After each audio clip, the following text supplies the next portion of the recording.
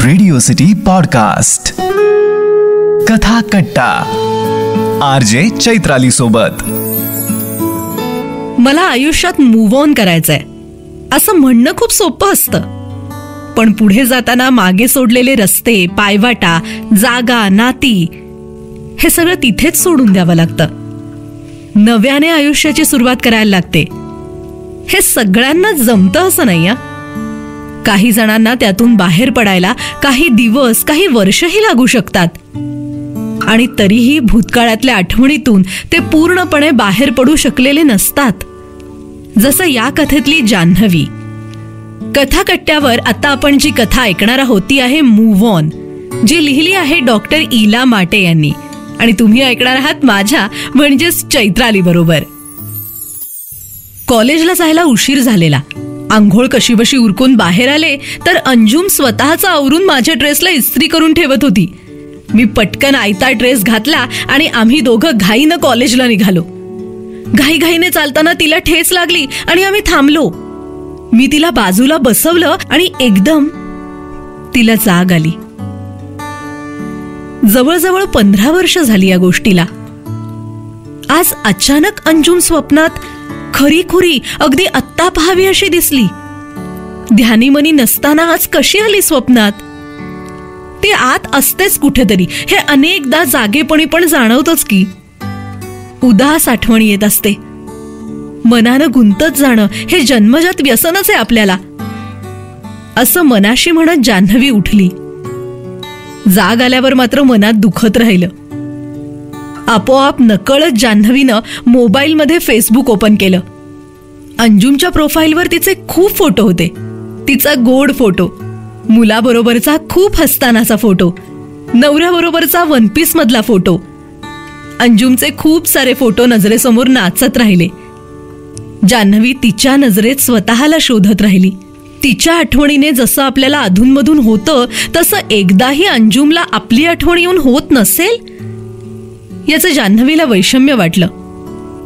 असू दे, तिची ती सुखात आहे ना असं म्हणत जान्हवीची आंघोळ झाली.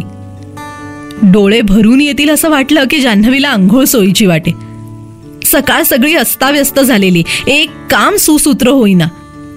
तिच्या देहबोलीत जान्हवीला हॉस्टेलमधल्या एकाही गोष्टीचा संदर्भ सापडेना. हिंदी सिनेमात याददाश्त खो गई वगैरे असं म्हणतात ना, तसंच काहीसं झालं होतं आणि मधली काही वर्ष पुसून गेली होती. जान्हवी कुकरच्या शिट्टीने दचकली. जणू सदमा अंजुमला नाही तर तिच्या वागण्याचा धक्का आपल्यालाच बसलाय. 2च वर्ष तर होती अंजुम आपल्या बरोबर. ती कॉलेज बदलून हिमाचलला घरी परत गेली तेव्हा जसं भरकटल्यासारखं वाटायचं ना, तसंच आत्ता वाटत होतं. ती हॉस्टेल, कॉलेज सोडून गेल्यावर चुकल्यासारखं, एकटं पडल्यासारखं झालेलं.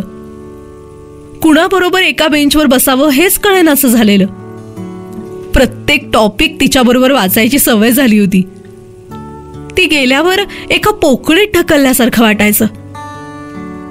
हॉस्टेलच्या मागच्या दगडावर आपापली बादली घेऊन गप्पा मारत कपडे धुणं इतकं सहज होऊन जायचं की आयुष्यात कधीही स्वतःचे कपडे न धुणाऱ्या आम्ही दोघी सहज या नव्या अनुभवात रंगत होतो. ती नसताना नंतर कपडे धुणं जीवावर यायचं. इतर खूप मुली होत्या, त्यातल्या काही मैत्रिणी सुद्धा होत्या. पण नद्यांच्या संगमासारखं अंजुमचं नातं, त्यासारखं जमतच नव्हतं कुणाशी.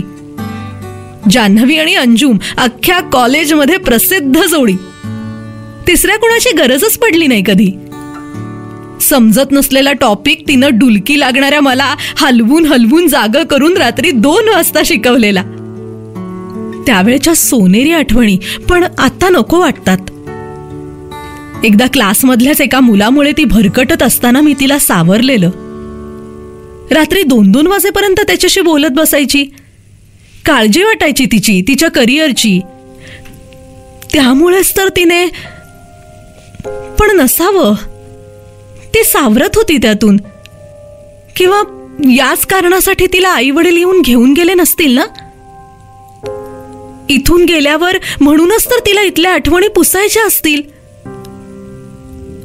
ती सोडून गेल्यावर एकदमच नाव नदीच्या धारेत एकाकी भरकटल्यासारखं झालं होतं. सगळं जान्हवीच्या नजरेसमोर सरकत राहिलं. पुन्हा आज मोबाईल हातात घेऊन तिच्या फेसबुकवर कमेंट टाईप केली, हॅपी बर्थडे. परत एक एक करत अक्षरं कट केली आणि वाटत राहिलं दरवर्षी 10 डिसेंबरला आपण हे 2 शब्द लोचटासारखे का टाईप करतो. जान्हवीला स्वतःचाच राग आला. फोन तिथेच टाकून जान्हवी आत गेली. हातात पर्स घेऊन गाडी स्टार्ट केली. मूव्ह ऑन म्हणत ऍक्सिलरेटरवरचा पाय जोरात दाबला. ती कॉलेज बदलून गेली आणि सुरुवातीला तुरळक असलेले तिचे फोनही बंद झाले. एक प्रसंग मात्र जिव्हारी लागलेला. तेव्हा आपल्या घरचे फोन अंजुमच्या मोबाईलवर यायचे. अंजुम गेल्यानंतर मी माझ्या नव्या रूममेटशी जुळवून घेत होते. अंजुम असतानाही ती आमच्याच रूममध्ये होती, पण तिची गट्टी शेजारच्या रूममधल्या मैत्रिणीशी. तिच्याही हातात फोन. सेकंड इयरला तीही एका ऑनलाईन भेटलेल्या कुठल्या एका अननोन मुलाबरोबर बोलत बसायची. अंजुमचा तिच्या फोनवर एकदा फोन आला. तिच्याशी बोलून होण्याची वाट पाहत जान्हवी उभी होती आणि अंजुमने फोनवर जान्हवीची चौकशी न करता फोन ठेवला सुद्धा. असेलही ती गडबडीत, अचानक काहीतरी काम आलं असेल असा विचार केला तरी जान्हवीच्या डोळ्यातलं पाणी थांबेच ना. जान्हवी क्लिनिकमधलं टेबल आवरायला लागली. वाटलं नको त्या वस्तू किती साठवत राहतो आपण, अशीच अडगळ साठत राहते. धूळ बसलेले 2 शोपीस तिला बाद करायचेत असं ठरवून काढून टाकले. पण छोटे काचेचे 2 हंस जोडीनं बसले होते. ती नाजूक सुंदर डौलदार हंसांची जोडी मात्र तिनं धूळ झटकून पुन्हा जागेवर ठेवली. जान्हवीला अंजुमने तिच्या बर्थडेला गिफ्ट दिलेली. पण गेल्यानंतर मात्र फोनला उत्तर देणं सुद्धा अंजुमनं कमी केलं. तिच्याशी काही भांडणं वाद काहीच तर झाले नाहीत, पण एकमेकींना आतून समजून घेणारा धागा विरत विरत आवाज न करता तुटून गेला. काही भांडणामुळे तटकन तुटला असता तर स्वीकारायला सोपं गेलं असतं. तिला लग्नाची पत्रिका आपण आठवणीनं पाठवली होती. फोनही केला होता. माझा अडकलेला जीव पण तिनं दारं बंद केली होती. का? ती आलीही नव्हती. तिचं लग्न झालेलं तर सोशल मीडियावरनं कळलं. मग तिच्या बाळाचे फोटो सुद्धा झळकले. जान्हवीचा सफाई करणारा हात एकदम थांबला. जान्हवीला आठवलं अशीच सफाई जान्हवी तेव्हा हॉस्टेलमध्ये करत होती. तिच्या त्या मित्राशी तिनं फार मनातलं बोलू नये, तो इतका सरळ मुलगा नाहीये हे जान्हवीला अंजुमला सांगायचं होतं.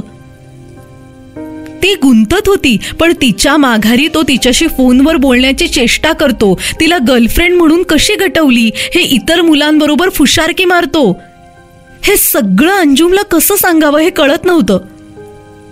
ती तर त्याच्यात गुंतत चालली होती. पण तिला हे सगळं सांगितलं तर तिला वाईट वाटेल का? पण सांगणं गरजेचं आहे ना. असं सगळं डोक्यात सुरू होतं तेव्हा अंजुम म्हणाली, जानू सफाई कर रही हो? क्या सोच रही हो? सफाई करती हो तभी कुछ बड़ा टॉपिक होता है. क्या है रे? मी खूप द्विधा मनस्थितीत असताना रूमची सफाई करायला घेते. एरवी काही मला फार स्वच्छतेची पडलेली नसते हे तिच्या बरोबर लक्षात आलेलं. मला सुद्धा हे जाणवलेलं नव्हतं. आज माझा सफाई करणारा हात थांबला, पण मन थांबलं नाही. इतकं मनातलं ओळखणारी ओलाव्यानं ओथंबलेली नाती कशी काय आगगाडीसारखी पळती झाडं पाहूया म्हणत धावतात, तटस्थपणे मागे पडणाऱ्या झाडांसारखी मागे टाकली जातात. आज जान्हवीचा सफाई करणारा हात थांबला, पण मन थांबलं नाही. इतकं सोपं असतं मूव्ह ऑन होणं? का सगळ्यांना हे जमतं? की मलाच गुंता करायची सवय आहे? की ती कधी एवढी गुंतलीच नव्हती माझ्यात? हॉस्टेलवर एका रूम मध्ये राहायचं म्हणजे परस्पर गरजांवर अवलंबून असलेलं नातं असं मानलं का तिनं या नात्याला? इतकं गिव्ह अँड टेकचं आमचं नातं उथळ होतं या विचारानेच डोळ्यात टचकन पाणी आलं. मला तरी नियम अटींशिवाय हवं होतं हे नातं. मग मी का हॅपी बर्थडे टाईप करताना 4दा डिलीट करतेय? इतकी वर्ष माझ्या वाढदिवसाची तिनं आठवण ठेवावी असा विचार न करता पाठवतच आलोय की आपण तिला मेसेज. कधीतरी तिचाही थँक्यू असा 2 शब्दांचा मेसेज यायचाच की. यावेळेस मात्र थंडीनं ओठ फाटावा तसे कोरडे ठक झालेले थँक्यू हे 2 शब्द वाचण्याच्या कल्पनेनेच काटा येतोय अंगावर. कथा कट्ट्यावर आता तुम्ही ऐकत होतात मूव्ह ऑन ही कथा, जी लिहिली होती डॉक्टर इला माटे यांनी. तुम्ही ऐकत होतात माझ्या म्हणजेच चैत्राली बरोबर. रेडिओ सिटी पॉडकास्ट कथा कट्टा, आरजे चैत्राली सोबत.